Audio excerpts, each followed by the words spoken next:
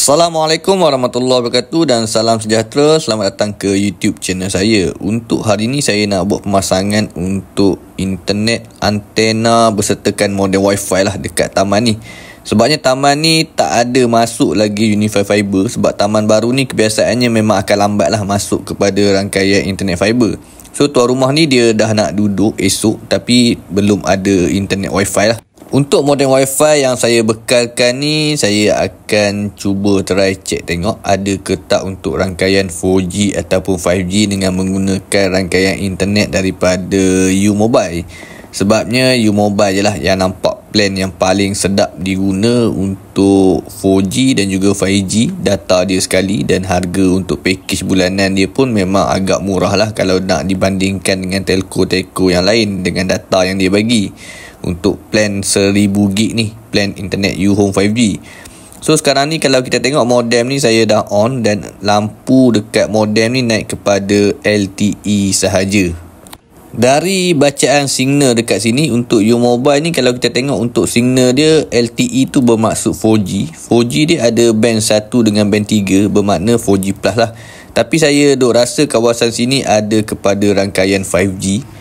Sebabnya tadi jalan saya nak masuk ke rumah ni ada nampak handphone saya naik kepada 5G. So saya rasa boleh tarik kepada signal 5G ataupun dapatkan signal 5G lah dengan menggunakan antena nanti. So kita akan cuba lock kepada band 28 dengan N78. So N78 yang bawah tu tak payah usik, kita usik untuk band 28 sahaja. Dan bacaan signal kalau kita tengok dekat sini, dekat modem wifi ni dia tak dapat lah untuk bahagian 4G, dia band 8 saja tu. Saya rasa saya terlupa nak untick untuk band 8 ni. Kejap saya cuba tick dulu. Padamkan band 8 ni sekejap, kita biarkan band 28 ni saja. Okay, so kita apply. Dan untuk band 28 yang saya dah lock ni, kalau kita tengok dekat sini, band 28 tu ada signal tapi N78 tu tak ada signal. So band 28 untuk rangkaian 5G saja, 4G saja, 5G tu tak naik lah. Untuk jarak tower 5G dari rumah dia ke tower ni, kalau saya cek tengok jarak dalam 1 kilo saja. So tak ada masalah. Kalau tower lagi satu ni lebih kurang dalam 1.4, 1.5 macam tu lah. So kita akan fokus untuk rangkaian 5G dengan jarak 1 kilo ni. Untuk 4G sahaja band 28, N78 tu tak ada. So kita dah lock band 28 dengan N78, sepatutnya jadi kepada 5G. Tapi memandangkan modem ni tak berapa nak kuat untuk tarik kepada rangkaian 5G, dia dapat kepada signal band 28 sahaja. So untuk speed band 28 sahaja yang ni adalah dalam 20 Mbps macam tu. So upload lebih kurang dalam tak tinggi manalah.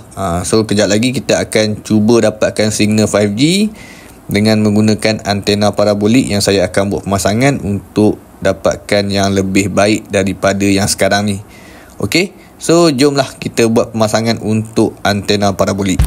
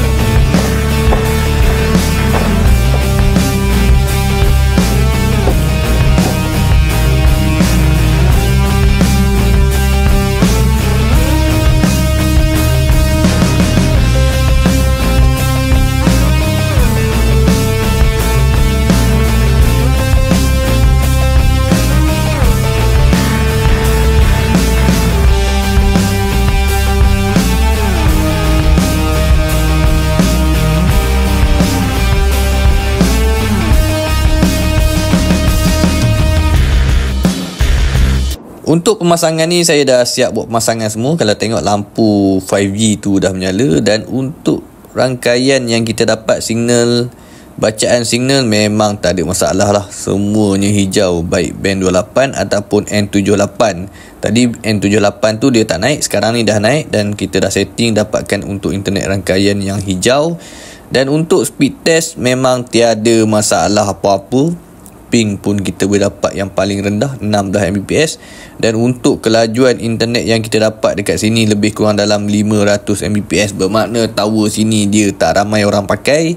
Dan untuk 5G yang dia dapat sini memang betul-betul tinggi. Dan untuk upload pun memang luar biasa lah kalau untuk kawasan sini. So tiada masalah sesangat-sangat untuk kawasan sini. Dan tuan rumah dah boleh duduk lah untuk internet sini. Yang mana yang nak buat pemasangan, yang duk cari saya punya nombor telefon ada dekat ruangan description. Dan yang mana yang dah subscribe saya punya channel dan saya punya Facebook dan juga TikTok, terima kasih banyak-banyak. Kita berjumpa untuk next video yang akan datang. No signal, no problem. Bye-bye.